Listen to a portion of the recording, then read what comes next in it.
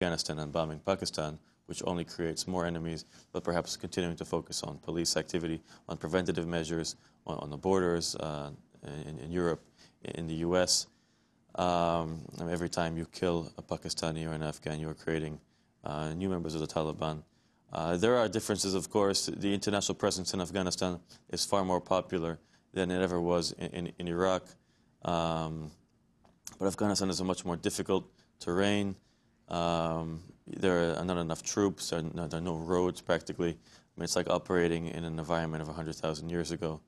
And until now, unlike in Iraq, where the surge actually happened to coincide at a time when Iraqi dynamics had shifted, when the violence had almost burned itself out in a way, and the U.S. could almost piggyback on that and then claim success for the surge. Things in Afghanistan are continuing to get worse and worse. The countryside is in the hands of the Taliban.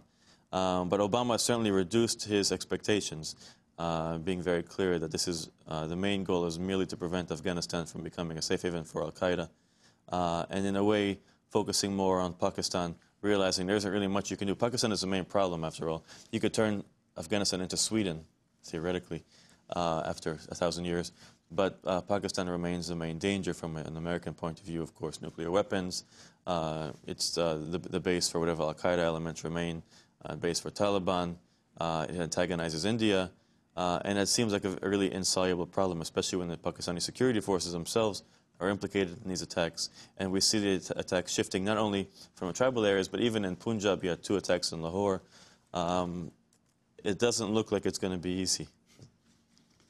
Nir Rosen, what do you think is driving President Obama to expand the war when allies around the Western world, NATO, are pulling out, like Canada, for example? I mean, President Obama himself, some might argue he's president because he opposed the war in Iraq, and that was the main difference between him and Clinton and, of course, McCain, yet he's expanding in Afghanistan.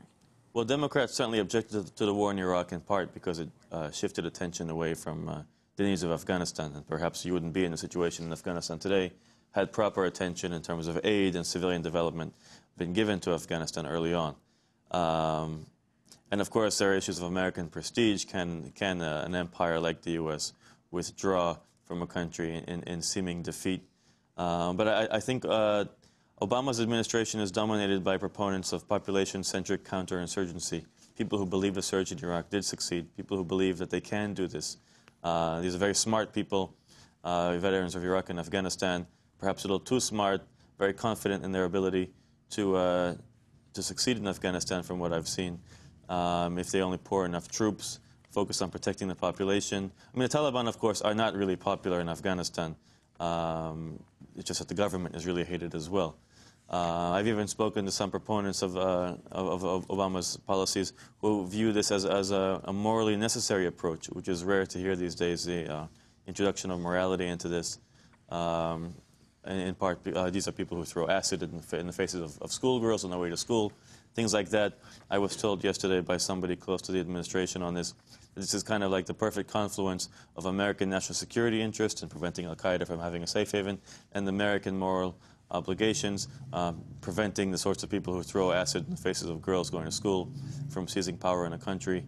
There's a real sense that we did this surge in Iraq, we succeeded, we understand what was wrong with the U.S. military approach before, and we can succeed in Afghanistan. I remain skeptical based on my own time there that the military can do this, but it's certainly very different from Iraq. It's important to say that Afghan civilians continue to die in large numbers at the hands of Americans, of course at the hands of the Taliban as well. But I think that whenever it's more important to address perhaps the root causes of all this. Al-Qaeda isn't a group that just was born one day and people decided they want to kill Americans. I think the road to peace in Afghanistan, like the road to better relations with all Muslims, is through Palestine. And if something is done to create the impression that the U.S. is maybe a more fair actor in Palestine, then one of the main grievances, one of the main reasons people have for attacking the U.S. or for resenting the U.S. will be removed. Nir Rosen, I want to thank you very much for being with us. Nir Rosen is a fellow at the NYU Center on Law and Security, as well as the New America Foundation, just back from Iraq and before that, Afghanistan. His book is called In the Belly of the Green Bird, The Triumph of the Martyrs in Iraq. This is Democracy Now! We're broadcasting from New York and North Carolina. Back in a minute.